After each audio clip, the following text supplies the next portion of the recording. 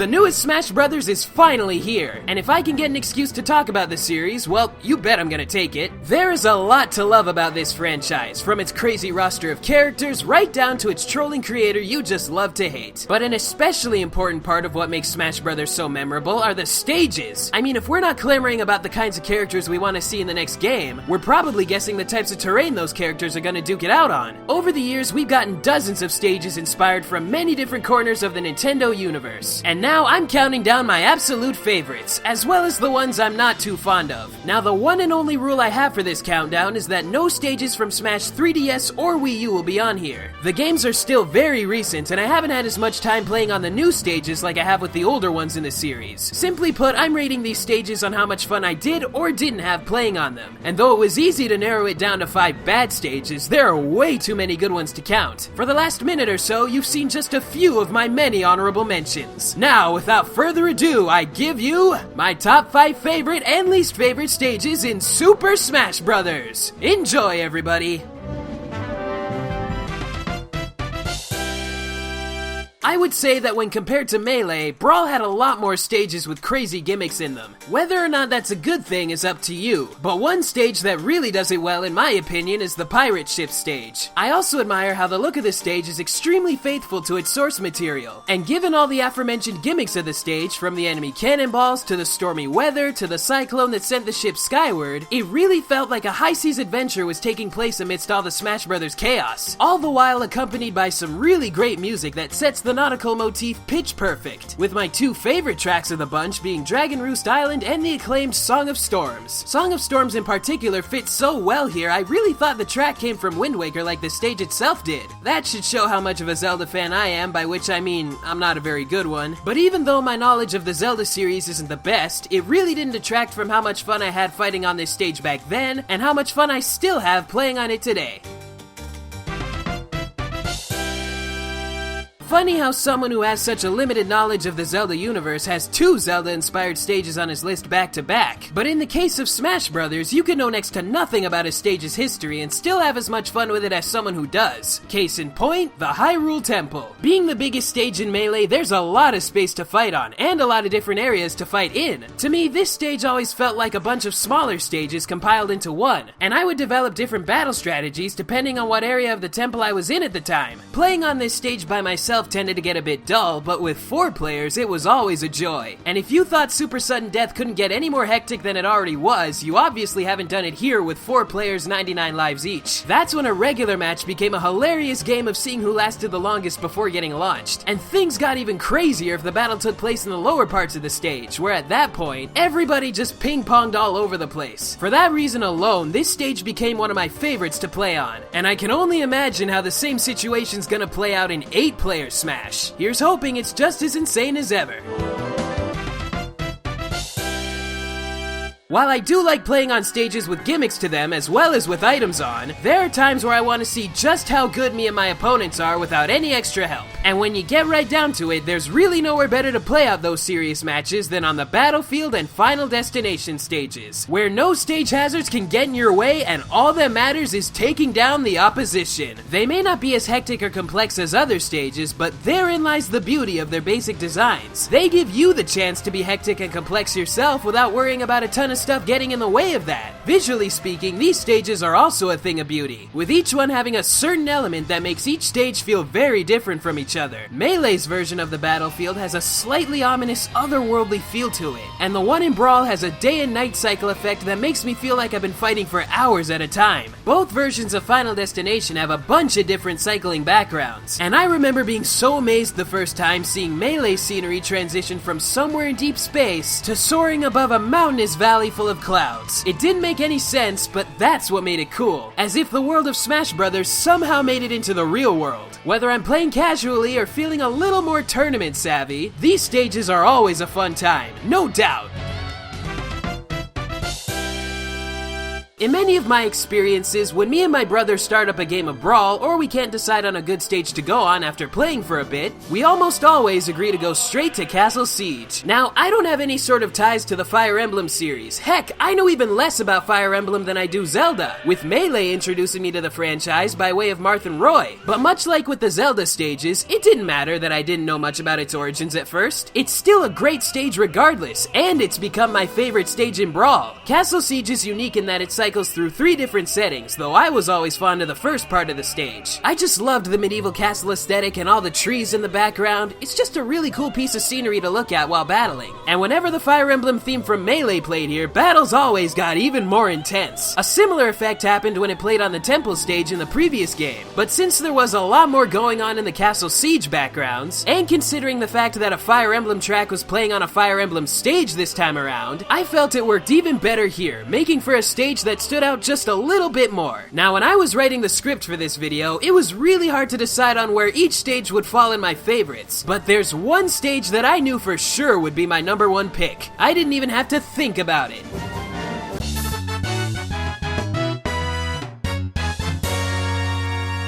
Being the Pokemon fan that I am, it's no surprise there's a stage here that's managed to make its way to the #1 spot. And that honor goes to none other than the original Pokemon Stadium. The other Pokemon stages in the Smash Bros. Series all have something about them that I love. Saffron City in particular is an insane nostalgic throwback for someone like me who grew up watching the Pokemon anime. And it came really close to tying for first place, but Pokemon Stadium just resonates with me a lot more. From what I can remember, this was the very first stage I ever played on in Melee and in Smash Bros. Overall. On the stage selection screen, I remember seeing a stage icon with what looked like a giant Pokeball, and I pestered my friends to go there first. Upon entering this stage, I was greeted with a cheering crowd, a sky full of fireworks, the main Pokemon theme in all its orchestrated glory, and Pokeballs filled with all of my favorite creatures. It sent my excitement through the roof and instantly sparked great memories of the anime's Pokemon Leagues and the Pokemon Stadium games. There were some really cool changes to the stage layout as the battles went on here, but unlike some stages, these were never too crazy, so I could still have serious matches here along with my leisurely ones, and it never felt like the stage was helping out one player and screwing over another.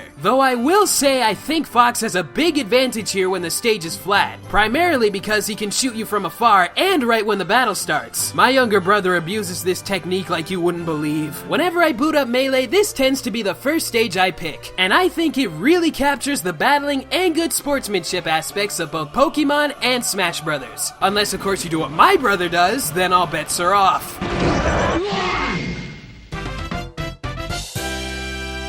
While Hand and Bow is my least visited stage in Brawl, there's nothing about it that I outright hate. There's really not a lot to say about this stage, because honestly, there's not a lot going on here. I mean, it is cool that this stage was based on a level from an obscure DS title, but that's about it. Fighting here tends to get boring really fast, even faster if you have items turned off. And adding to the boredom is the fact that this stage lacks any kind of music. There is cute little ambiance from the bouncing Hand and Bow plankton, but that's really not enough to keep me interested for long. I think I speak for quite a number of people when I say this is the stage you know when you intend to go to Shadow Moses Island only to discover the cursor was mainly on the Hand and Bow icon. Or you hit the random select button and it picks this, which is almost immediately followed by, "Aw, crap, just exit the stage, just get out of here." During the Smash Bros. 50 Fact Extravaganza, one of the brand new stages unveiled for Smash Wii U was Jungle Hijinks. And just from looking at the footage they showed, I knew that this was going to be the best stage the DK franchise has ever seen. But truth be told, there wasn't much competition, especially when you're reminded of Rumble Falls, which is pretty much the worst stage the DK franchise has ever seen. It's based off of the level of the same name from Donkey Kong Jungle Beat. But as someone who's actually played that game from start to finish, I have a hard time believing that. There weren't any wooden platforms, ladders, or instant death spikes of any kind in that level, and I certainly don't ever remember seeing an airplane anywhere that gave you stuff. The only thing here that's from the actual level is the falls themselves. Not even the music from Rumble Falls plays here. So, faithfulness-wise, this level's kinda disappointing, but from a gameplay standpoint, it's flat out annoying. This is a stage where you really can't focus on fighting as much as you want to, because not only is this a scrolling stage, but it's constantly scrolling upward. Occasionally, eventually the scrolling will start to get faster. And if your character has a final smash that leaves them immobile, like Donkey Kong's funnily enough, the stage might just kill you in the middle of your attack. And that is never fun. Because of all this, I tend to avoid this stage whenever possible. But when compared to the next entry, it's not all that bad.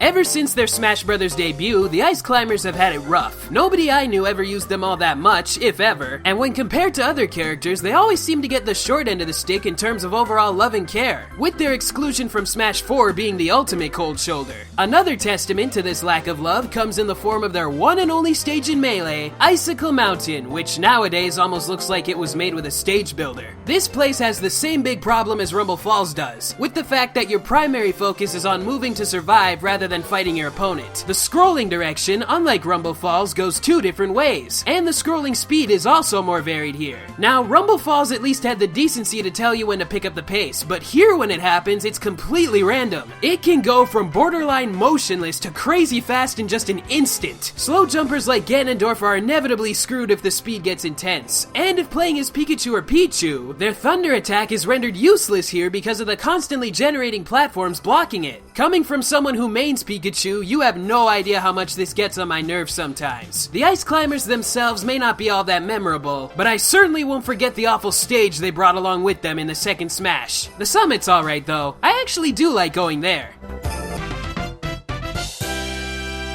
Much like with Hannonbow, Mario Bros. Is a stage that's pretty cool in concept, but fails pretty badly in execution. I really do like how this stage looks, but whether you're playing for fun or not, it's really hard to have a match on here without something getting in the way. I am specifically referring to these little buggers. The sidesteppers and shell creepers, or in layman's terms, the crabs and the turtles, are almost always somewhere on the stage. If you happen to touch one, you'll take a good amount of damage, and it only takes about 3 of these guys to send you flying into the blast zone of the stage. Grabbing one of them and launching them at your opponents can be fun, I will admit, but man, they are so overpowered. I've seen 4-player 5-stock matches last as long as a default free-for-all here because of these things. When this stage was first revealed on the Smash Dojo back in 2008, Sakurai himself summarized everything about this place in a single sentence saying, "Speaking frankly, this stage throws all the basic rules of Smash out the window." I couldn't have said it better myself, good sir. Also, the Landmaster does not work here. It just stays stuck.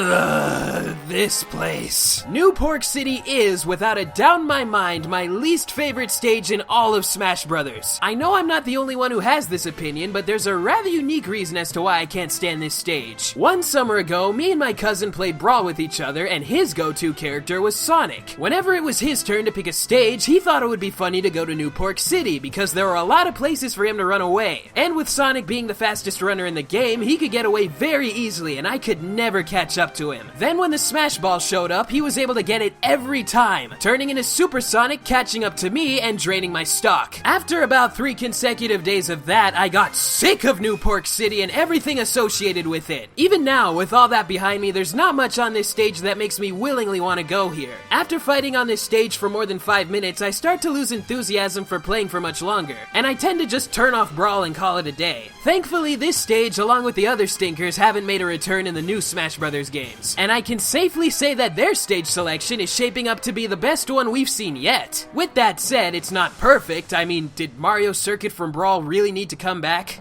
No, it didn't. Thanks for watching, everybody. I really hope you enjoyed this video. If you have a favorite or least favorite stage, feel free to share it in the comments below. Also, don't forget to like, favorite, share, subscribe, and all the other good stuff. And if you want to see me play some Smash Bros. Wii U, I did a collaboration with fellow YouTuber Yoshiller. We played for about an hour, and it was a really fun time. I suggest you check it out. Also, if you haven't seen it yet, check out my very first Did You Know Gaming. That was all me. I edited it, I scripted it, I found the research. Shane helped me a lot though. Thank you, Shane. And with all that said, I will see you guys next time.